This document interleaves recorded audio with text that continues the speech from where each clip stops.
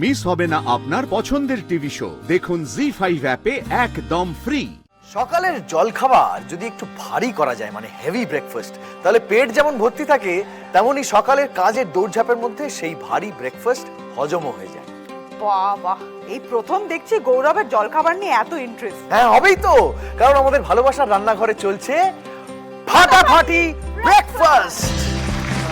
আজকে তোমরা মা মেয়ে জুটি মিলে জলখাবারে কি বানাচ্ছ? আজকে আমরা বানাচ্ছি পালং মুরগির র‍্যাপ। তাহলে কি কি ইনগ্রেডিয়েন্টস লাগছে সেটার জন্য?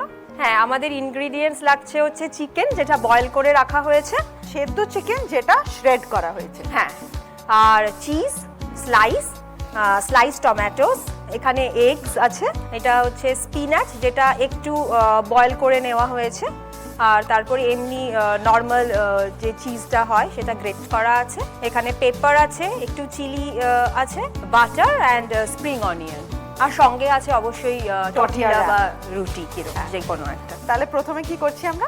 প্রথমে আমরা তাহলে এগটাকে ফেটিয়ে নিই। আমি একটু গ্যাসটা জ্বালিয়ে নিচ্ছি।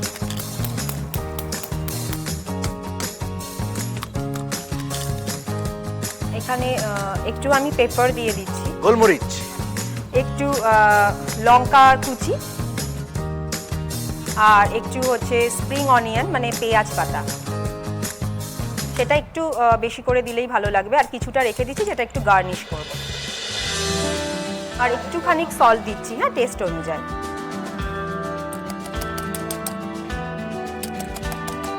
আমি একটু বাটার নিচ্ছি, একটু মাখন নিয়ে নেওয়া হচ্ছে প্যানের মধ্যে। এবারে আমি ডিমটা এটার মধ্যে দিয়ে দিচ্ছি।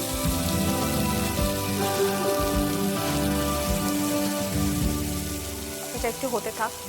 ওকে, আচ্ছা, এটা কিছুটা হয়ে এসছে, আমি একটু টর্টিলাটা দিয়ে দিচ্ছি, হ্যাঁ। ওকে।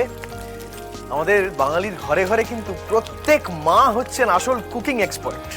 কত প্রতিভা প্রত্যেক বাড়িতে। আর একটু বাটার এই টর্টিলাটার মধ্যেও লাগিয়ে নিচ্ছি। এবার এটাকে উল্টে দিচ্ছি। আমরা কিন্তু যতই বাইরে থাকি, মানে বিদেশে কাজের চাপে হোক বা যাই হোক, বাংলার রান্না কিন্তু ভোলা যায় না। আচ্ছা, এবার একটু চিজ দিয়ে দিচ্ছি, হ্যাঁ। ওকে, কি সুন্দর দেখতে হয়েছে। আমার না একটু অমলেট জাতীয় কিছু দেখলেই মনটা কিরকম আনচান করতে থাকে আর কি, কখন খাবো সেইটাই হচ্ছে। এবার একটু এই শ্রেডেড যে মুরগি, হ্যাঁ, চিকেনটা আছে বয়েল করা, সেটা একটু দিয়ে দিচ্ছি। গোলমরিচ গুঁড়ো দিলাম।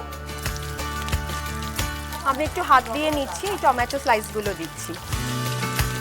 এবার একটু স্পিনাচটা দিয়ে দিচ্ছি, মানে পালংটা।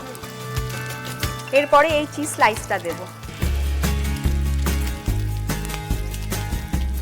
এবার এটাকে এইভাবে র‍্যাপ করে একটু ফ্রাই করতে হবে। একটু বাটার দিয়ে এটা একটুখানি জাস্ট ভাজা একটু লাল লাল হলে এটা হয়ে যাবে।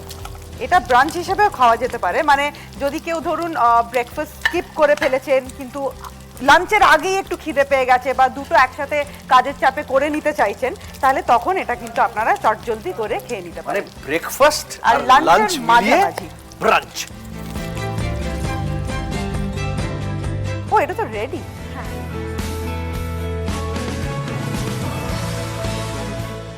জি5 ডাউনলোড করুন আর সব এপিসোড দেখুন একদম ফ্রি।